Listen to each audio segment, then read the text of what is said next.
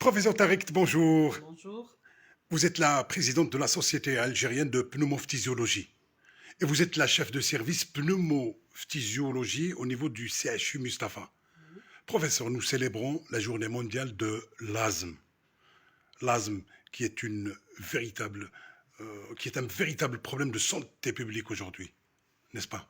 Bien sûr, il constitue un véritable problème de santé publique puisque sa prévalence est estimée par exemple en Algérie autour de 4%, mais il existe des pays où cette prévalence est beaucoup plus importante. Il faut voir également les coûts engendrés par cette maladie, non seulement en termes de traitement, mais également en coûts d'hospitalisation des crises, comme on appelle en fait des exacerbations d'asthme, mais également des coûts indirects qui sont liés aux absences au travail et même à l'absentéisme scolaire chez les enfants. C'est une maladie qui touche toutes les catégories d'âge. Oui, oui, elle touche la femme, elle touche l'homme, elle touche l'enfant, elle touche l'adulte. Parfait. Quels sont les facteurs favorisants? Les facteurs favorisants sont nombreux. On peut avoir des personnes qui peuvent avoir une susceptibilité ou de l'allergie à certains produits. Par exemple, les plus connus, c'est la poussière, c'est l'humidité, c'est la pollution atmosphérique. Mais il y a également d'autres facteurs qui sont un peu plus particuliers. Ce sont par exemple les personnes qui ont ce qu'on appelle des asthmes professionnels dans certaines professions. Vous avez également quelques très rares cas de personnes qui sont intolérantes ou allergiques à l'aspirine. Vous avez également des personnes qui peuvent avoir un reflux gastro-œsophagien. Et puis vous avez également des personnes qui déclenchent leur crise après l'effort ou au moment de l'effort. Parfait. Il y a d'autres facteurs en fait. L'asthme n'a pas fini de nous livrer tous ses secrets. Il y a le tabagisme. Il y a le tabagisme évidemment qui est un facteur aggravant. Vous avez bien fait de me rappeler cela parce que souvent nous négligeons cet aspect chez nos malades asthmatiques parce que beaucoup de médecins ou beaucoup d'entre nous, nous pensons que nos asthmatiques sont sages et ne fument pas alors qu'ils fument. L'asthme, lorsqu'il est bien pris en charge, normal, on peut vivre avec. Bien sûr, bien sûr, c'est une maladie qui est parfaitement contrôlable grâce à un traitement qui est pris de façon régulière et grâce à un suivi régulier et également, comme toute maladie chronique, grâce à l'éducation thérapeutique qui est nécessaire. Mais lorsqu'il n'est pas bien pris en charge, il y a des complications. Il y a des complications, oui, puisque on aura ce qu'on appelle la BPCO, non? Non, ce sont surtout des patients, ce que nous voyons surtout, ce sont des patients qui passent leur temps aux urgences. Et passer son temps aux urgences, ça veut dire qu'on n'est pas contrôlé. Si on n'est pas contrôlé, ça veut dire qu'on va faire tout le temps des crises, on va être aux urgences. Et ça veut dire aussi qu'on n'a pas de traitement de fond ou qu'on ne prend pas de traitement de fond. On ira vers l'oxygénothérapie. On risque d'aller dans certaines formes vers des asthmes sévères ou difficiles à prendre en charge. Et vous me tendez la perche en fait pour dire que la majorité des asthmatiques, des asthmes sont des asthmes légers à modérés.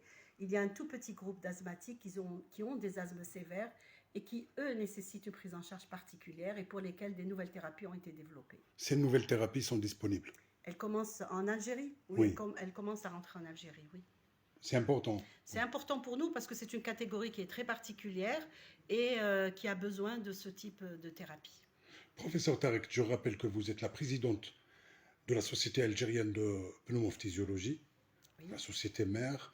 Donc vous organisez ce week-end, le 10 et le 11, votre 26e congrès. Oui. Quelles sont les thématiques qui seront abordées? Oui, alors nous l'organisons au niveau de l'hôtel Sheraton à Alger. Le fil rouge du congrès, c'est la médecine, ce sont les maladies respiratoires à l'ère de la médecine personnalisée et des thérapies. Nous aborderons autour de ce fil rouge aussi bien la BPCO, l'asthme, la pneumopathie interstitielle diffuse. Nous aborderons le cancer, les infections respiratoires aiguës, le sommeil et la tuberculose. Et nous avons également intégré, il y a également une session thématique sur l'intelligence artificielle et la réalité virtuelle appliquée à la médecine où nous allons avoir des collègues du CDTA qui vont également intervenir avec nous auprès de cliniciens.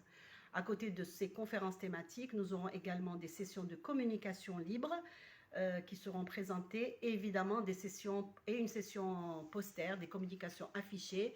Et là, j'annonce que nous allons également attribuer un prix pour le meilleur poster qui sera affiché et pour la meilleure communication, pour encourager surtout nos jeunes résidents à produire plus et à travailler plus pour développer la santé respiratoire en Algérie.